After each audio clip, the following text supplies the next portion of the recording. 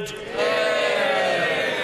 Thank you, Mr. Speaker. And can I associate myself with the remarks of the Prime Minister on the outrage that we all feel from what happened in Christchurch in New Zealand? We must work collectively together to drive hate out of our societies across the globe. And our thoughts are very much with the people of Mozambique, with Zimbabwe and those from Malawi. And we must do all we can to support those in those communities. Mr. Speaker, all our constituents will be watching on at the crisis and chaos that we're in, and we need to reflect on the fact that we are a week away from what is the intended day from leaving the European Union and the responsibilities that we all have. Mr. Speaker, 6 days ago, the Chancellor of the Duchy of Lancaster said, in the absence of a deal, seeking such a short and critically one-off extension would be downright reckless. Downright reckless, Prime Minister. Does she agree with her de facto deputy that her actions this morning are downright reckless? As I have set out clearly for the House in a number of answers that I've now given on this question, I believe this House has a responsibility to deliver on the Brexit. People voted for Brexit. We have a responsibility to deliver. I recognise that the Right Honourable Gentleman and his colleagues in the SNP have always taken the position they want to revoke Article 50 and not have Brexit.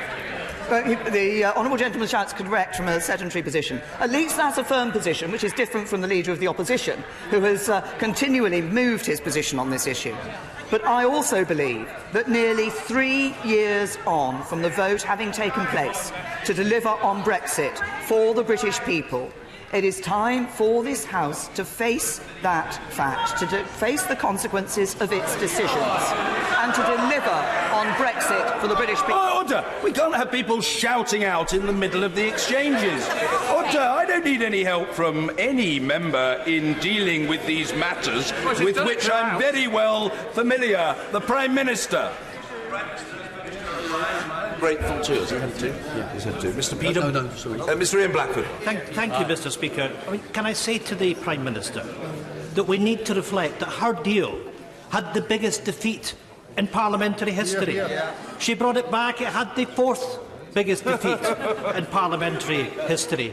Her deal has failed. This House has voted against no deal. Once again, the Prime Minister is acting in her own self-interest, not in the interests of the whole of the UK. The Prime Minister has failed. This place has failed. And Scotland is watching. The only way forward now, Mr. Speaker, is to put the decision back to the people. Will the Prime Minister give the people a say in such a referendum? Mr. Speaker, the people of Scotland deserve a choice over their future. If Westminster fails, Scotland will act.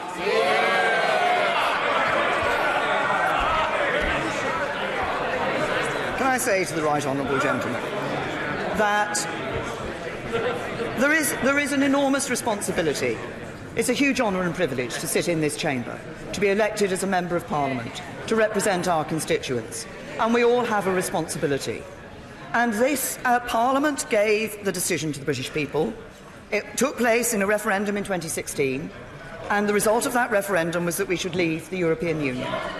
And the result of that referendum was that we should leave the European Union. And I believe, for people to be able to have trust in their politicians and faith in this Parliament, it is imperative that this Parliament delivers on the Brexit that people voted for.